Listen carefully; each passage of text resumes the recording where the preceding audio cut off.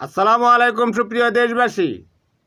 শেখ হাসিনার সাবেক 10 বছরের প্রেসিডেন্ট মিস্টার হামিদ সাহেব বলেছেন উনি নাকি কারো ক্ষতি করেননি, উনি রাষ্ট্রপতি ছিলেন, মানে রাষ্ট্রের স্বামী।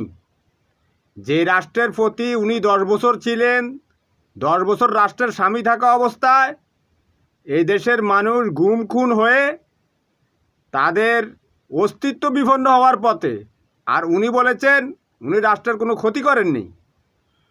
উনি আয়নাগরের জননী শেখ হাসিনার সহযোগী ছিলেন।